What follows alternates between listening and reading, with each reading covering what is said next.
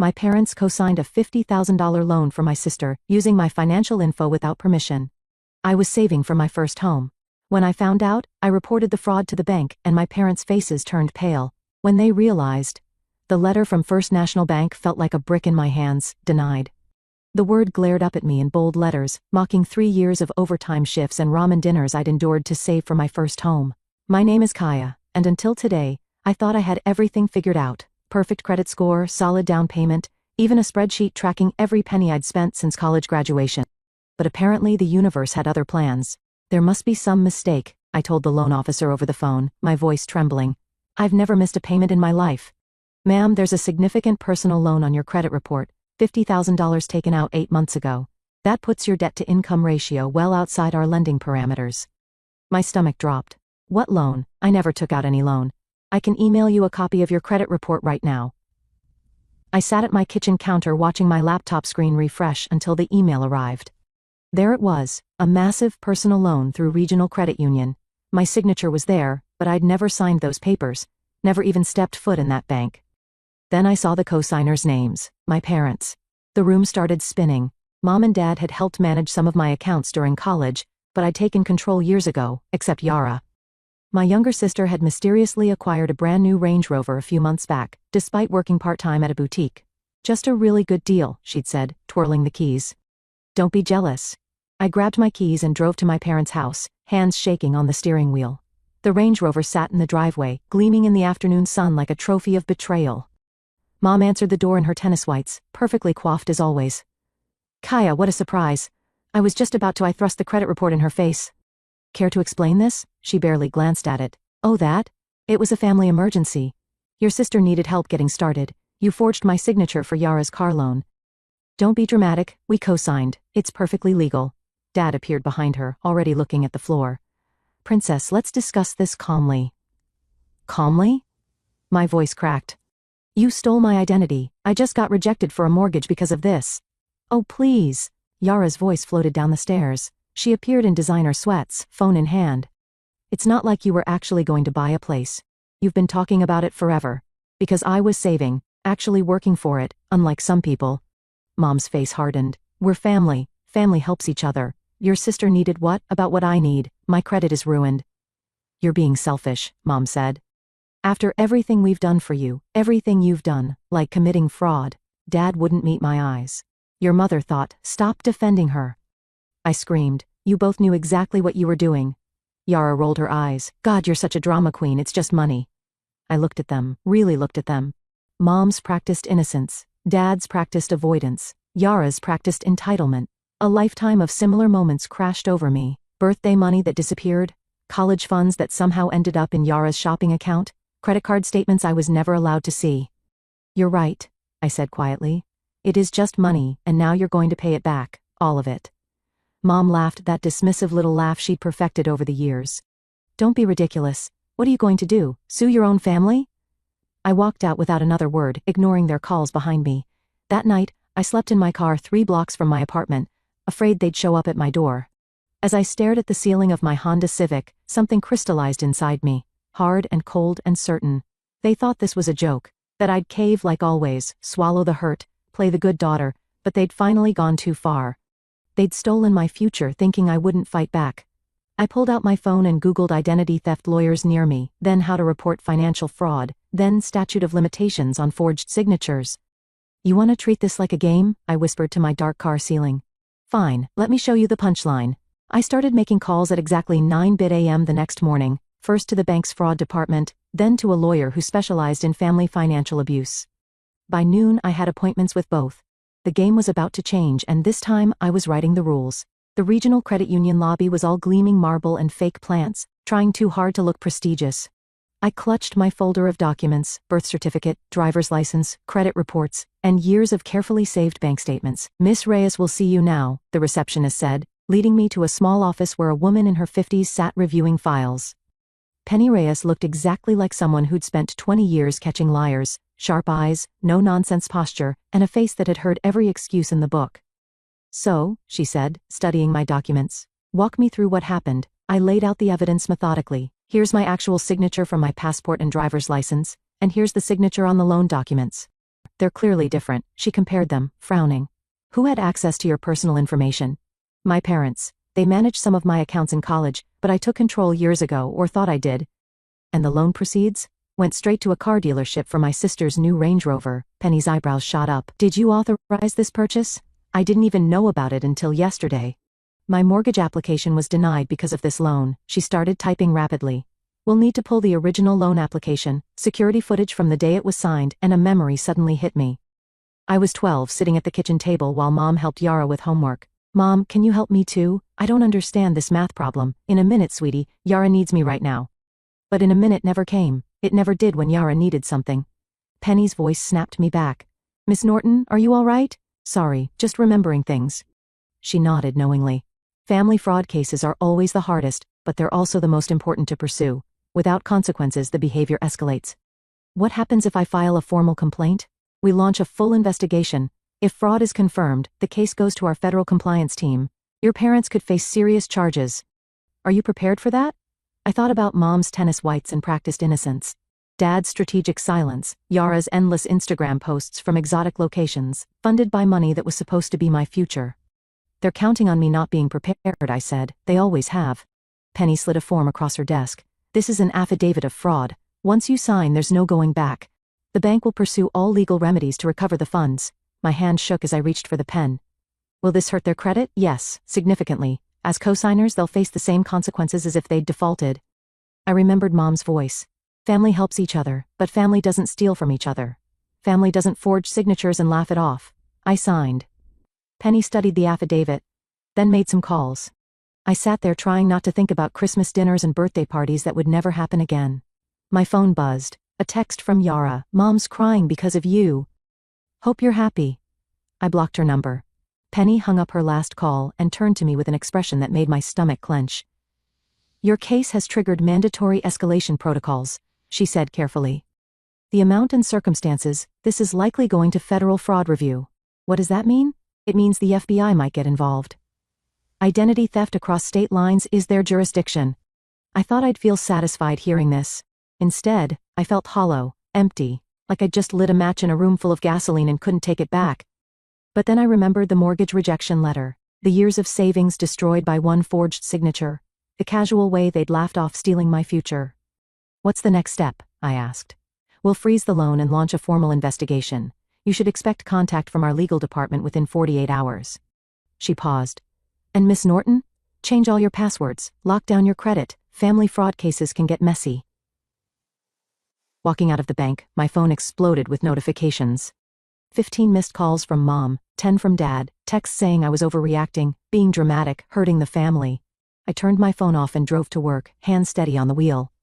They thought they knew me, the quiet daughter, the reliable one, the one who never made waves. But they'd forgotten something important. Quiet waters run deep. And I was done drowning in their lies. My phone stayed off all day. Let them panic, let them wonder. They were about to learn that the daughter they'd underestimated had finally found her voice, and it was going to be loud. 3 days into radio silence, and my phone was a war zone. Missed calls, voicemails, text messages ranging from guilt trips to threats. I scrolled through them during my lunch break, eating a sandwich at my desk. Your sister is devastated, Mom's latest text read. How could you do this to your own family? Meanwhile, Yara's Instagram told a different story, living my best life. Blessed Caparis. Her latest post showed her sipping champagne at a rooftop bar, the Eiffel Tower twinkling in the background, all funded by my stolen credit. I opened Instagram and typed, "Freedom is saying no to those who hurt you. Jow boundaries," posted it, blocked my family before they could comment. That's some heavy stuff for a Tuesday, Elena said, peering over my cubicle wall. She was my closest work friend, always armed with coffee and uncomfortable truths. My family stole $50 from me, I said. Found out when my mortgage got rejected. Elena's eyes widened. She pulled up a chair. Spill everything. So I did. The loan, the Range Rover, the fraud investigation. By the end, Elena's face was a storm cloud. My aunt did something similar to my cousin, she said. Used her SSN to open credit cards. Everyone told her to let it go because family. Know where that aunt is now? Prison. Because she did it to 3 more people. My mom keeps saying I'm overreacting. Gaslighting 101. Make the victim feel crazy for having normal reactions. A commotion at the office entrance cut through our conversation. My mother's voice, sharp and demanding, carried across the floor. I need to see my daughter immediately. Elena squeezed my arm. Back entrance. Go, I'll run interference. I slipped out through the emergency stairs just as Mom rounded the corner to my desk. Through the window, I watched security escort her out, her tennis bracelet catching the sun as she gesticulated wildly. That night, the pounding on my apartment door started at 8 p.m. Kaya, Dad's voice, please just talk to us, we can fix this. Mom's voice cracked with fake tears. Why are you doing this? I sat in my darkened living room, hands shaking as they continued for 20 minutes. Finally, a neighbor threatened to call the police. Their footsteps retreated, but their words lingered. The next morning, a thick manila envelope arrived at my office. No return address, just my name in careful handwriting. Inside were photocopies of documents, loan applications, signature cards, even emails discussing the plan to use my information. The postmark was from Millbrook, a small town 3 hours away, where my grandmother lived. My grandmother, who, according to Mom, had died 5 years ago.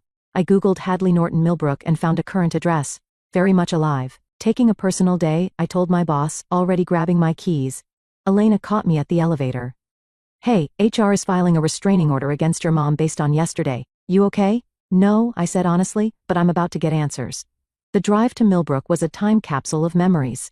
Mom crying about Grandma's death, the convenient excuse that the funeral was private, immediate family only. The way she changed the subject whenever I asked questions. Grandma's house was exactly as I remembered, small, neat, with a garden full of roses. My hands trembled as I knocked. The door opened and there she was, older, grayer, but unmistakably alive. Took you long enough, Grandma said, like we'd seen each other yesterday. Come in, we need to talk. I stepped into the house, my mind spinning. Mom said you were dead. Your mother says a lot of things. Grandma poured 2 cups of tea. I sent those documents, figured you'd need them once the truth came out. How did you get them?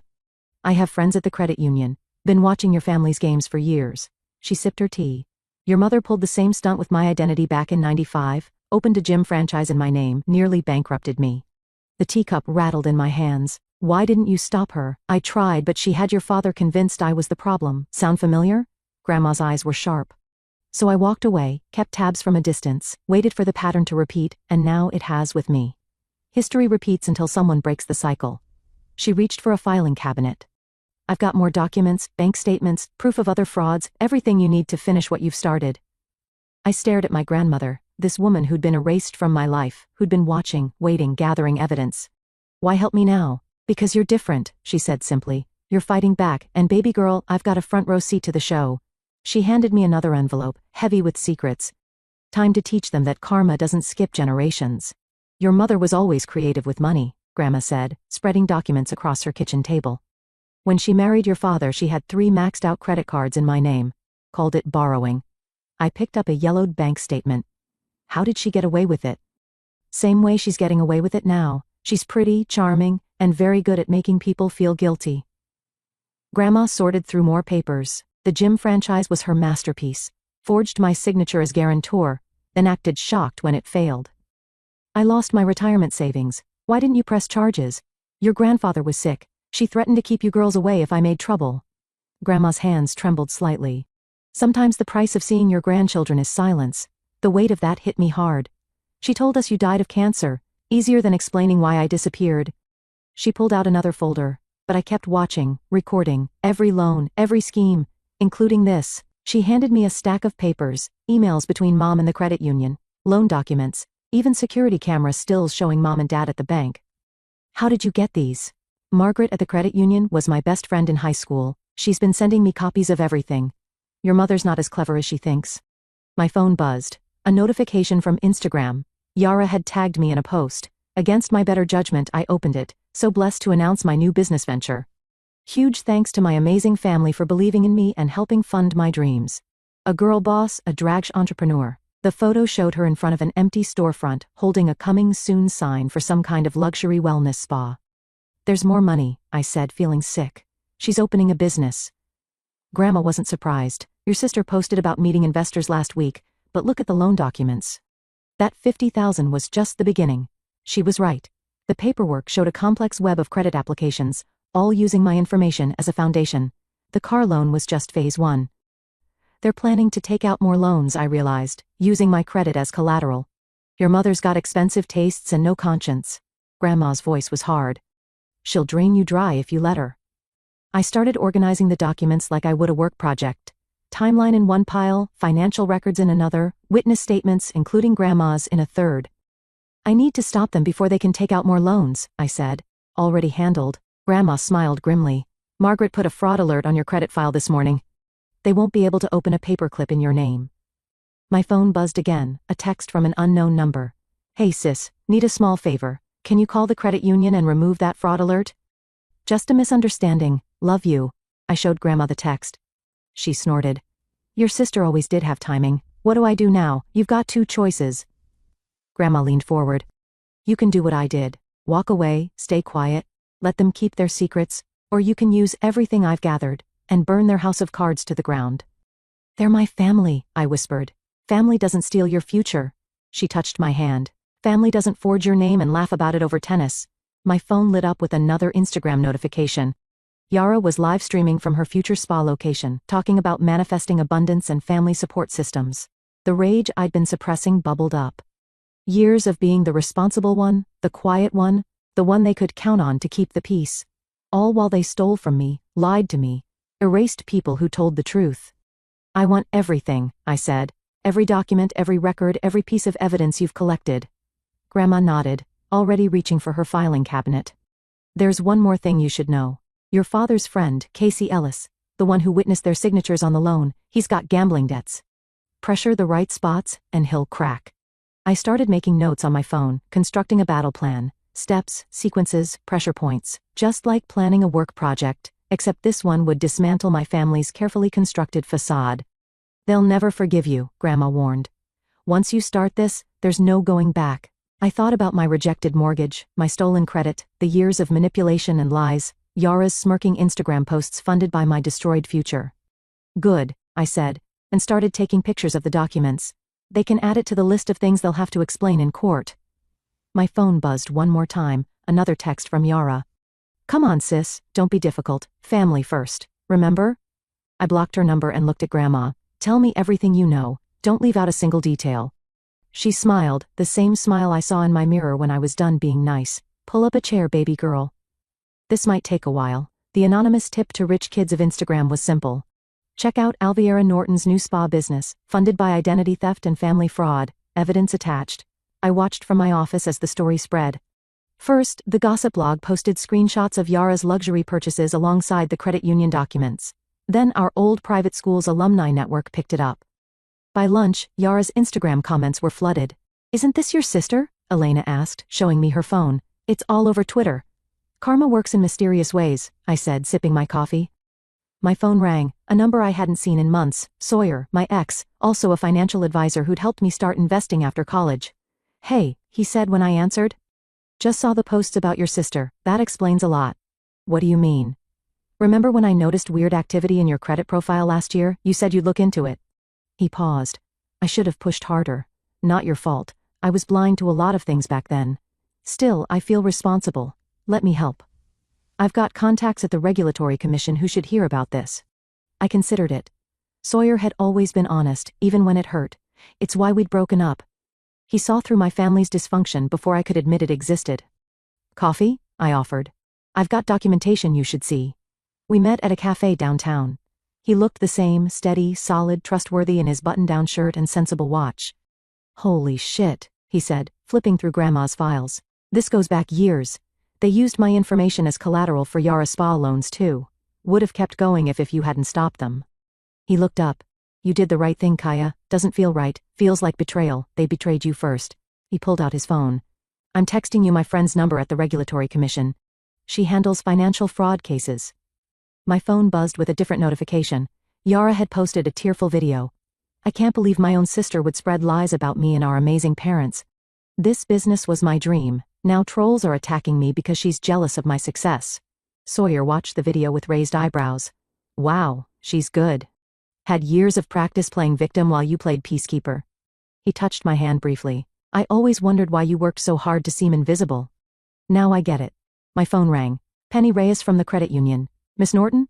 The bank is referring your case to the state fraud unit. Police will be calling for a formal statement. What about the spa loans, frozen pending investigation, your sister's business accounts too? I ended the call and looked at Sawyer. It's really happening. You sound surprised. I guess I didn't think anyone would believe me. They never did before. He started gathering the documents, organizing them carefully. You've got evidence now and witnesses, including me. I'll testify about the credit irregularities I noticed. Why help me? We haven't talked in months. Because you're finally fighting back. He smiled slightly. The Kaya I knew was always strong. She just didn't know it yet.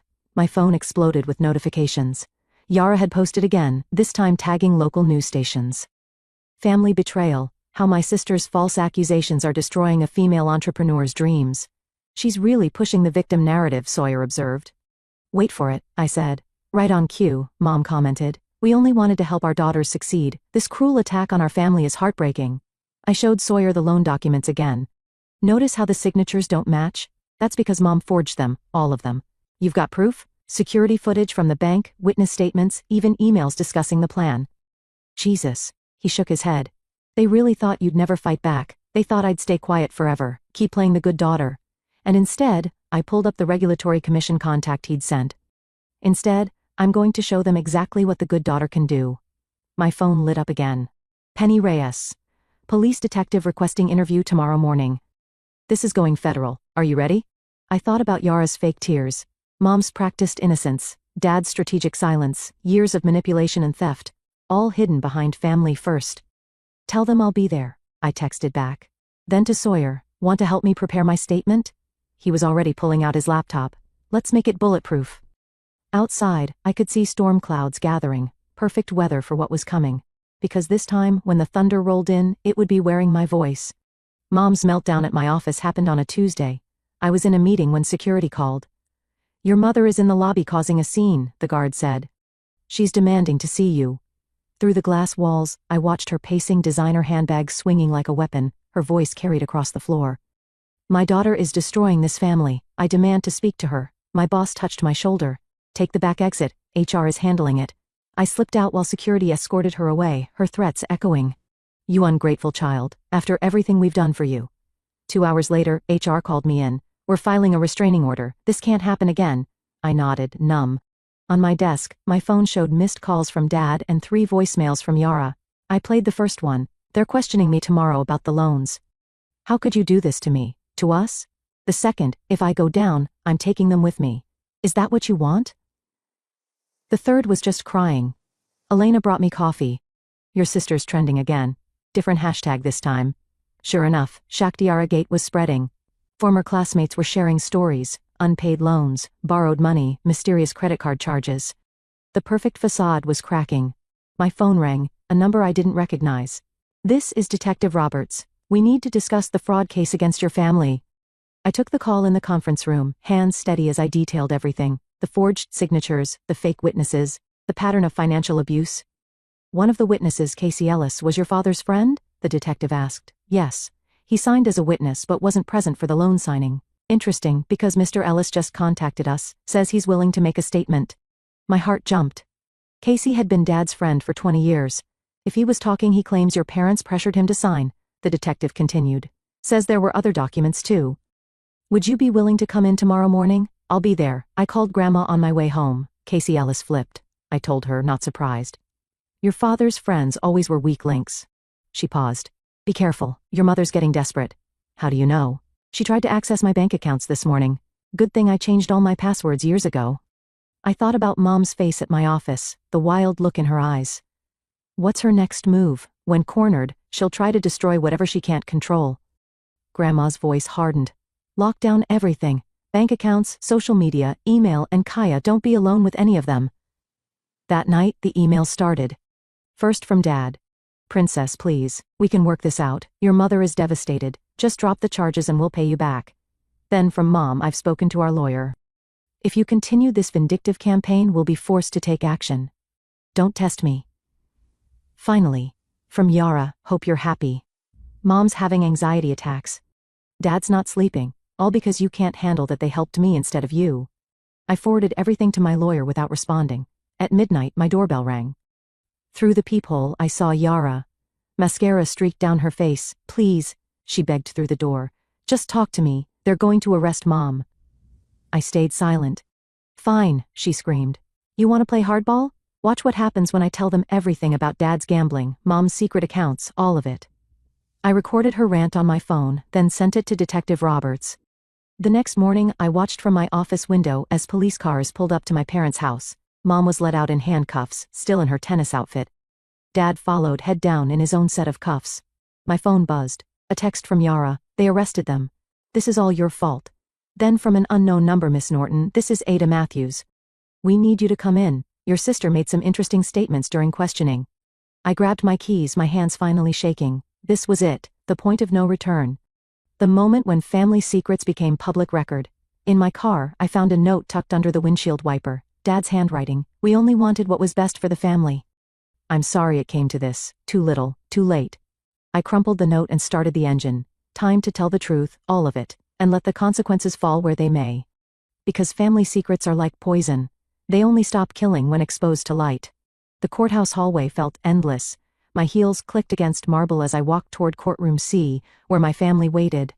Sawyer and Eleanor flanked me like guards. Ready? Elena squeezed my hand. I nodded, unable to speak. Inside, Mom sat with her lawyer, perfectly coiffed even in her Navy courthouse suit. Dad slumped beside his own attorney, looking aged. Yara perched in the gallery, scrolling through her phone. The charges were read like a shopping list. Identity theft, bank fraud, wire fraud, conspiracy. Mom's face remained frozen in practiced innocence. Dad stared at his hands. Your Honor, the prosecutor began. We have documented evidence of a systematic scheme to defraud Miss Norton of over $50,000. Yara's phone clicked loudly as she typed, probably live tweeting her own victim story. Then it was my turn to testify. Please state your name for the record. Kaya Norton. Can you identify the defendants? My mother, Daphne Norton. My father, Bryson Norton. And did they have permission to use your personal information to obtain loans? No. Did you authorize any of these transactions? No. What was the first indication something was wrong? I described the mortgage rejection, the credit report, the confrontation. With each detail, Mom's mask cracked slightly. She's lying, Yara suddenly shouted from the gallery. They were helping me start my business. She's just jealous. Order. The judge banged his gavel. One more outburst and you'll be removed. The evidence mounted. Bank records, forged documents, security footage, Casey Ellis's testimony about being pressured to witness signatures, Grandma's documentation of the pattern stretching back years. The state offers a deal, the prosecutor announced. In exchange for full restitution and drop charges, the defendants must admit guilt and agree to financial monitoring. Mom's lawyer leaned in to whisper. She shook her head sharply. My client maintains her innocence, he said. This is a family misunderstanding. Misunderstanding? I stood up. You stole my identity. You destroyed my credit. We gave you everything. Mom finally exploded. A good home, education opportunities, and this is how you repay us. By betraying your family? Order. The judge's gavel cracked like thunder. The defense rejects the deal, Mom's lawyer stated. Very well, the judge shuffled papers. Based on the evidence presented, I'm binding this over for trial. Defendants will surrender their passports. Mrs. Norton, given the flight risk and pattern of behavior, bail is denied. Mom's face went white. You can't do this. I have tennis tomorrow. Officers, take the defendant into custody. As they led Mom away, she turned to me. You ungrateful little Mrs. Norton, the judge warned. Dad stood to follow his lawyer out. He paused beside me. Princess, he whispered. It wasn't supposed to be like this. No, I agreed. It wasn't. Yara stormed up, mascara running. Happy now? You've ruined everything. You ruined it, I said quietly, when you decided my future was worth less than your Range Rover. It was just money. It was my life, my dreams, my trust. We're family, not anymore. She reeled back like I'd slapped her. You don't mean that, watch me. Outside the courthouse, reporters waited with cameras. Yara pushed past them, already crafting her social media narrative. Dad shuffled to his car, shoulders bent. Mom was led to a police transport van, still protesting her innocence. Elena hugged me. You did it. Did I? My voice cracked. Then why does it feel like I lost everything? Because you did, Sawyer said gently. But you gained something too. What? Freedom. Later that night, I drove past the condo complex I dreamed of buying. A for sale sign still stood in front of Unit 12 Billions. I parked and walked to the window, pressing my hand against the cool glass. Next year, I whispered. When my credit's cleared. When the restitution comes through. When I'm free. My phone buzzed. A text from Grandma. You did what I couldn't. Proud of you, baby girl. Then from Elena. Wine and pizza at my place? You shouldn't be alone tonight. And finally, from an unknown number, Dad, I'm sorry for everything. Not just today, for all of it. I blocked his number without responding. Some bridges need to burn so you can't walk back across them. Some families need to break so you can finally break free. I touched the window one last time, then turned away. Next year would come soon enough. Tonight was for mourning what I'd lost, celebrating what I'd gained, and learning to live with both. The keys to Unit 12 Billions felt heavy in my hand. Through the window, morning sunlight painted the empty living room gold. Ready? The realtor smiled encouragingly. I unlocked the door, stepping into my future. Not the luxury condo I'd originally dreamed of, but something better. A space bought with clean money and clear conscience. My phone buzzed. A news alert. Local influencer pleads guilty to financial fraud.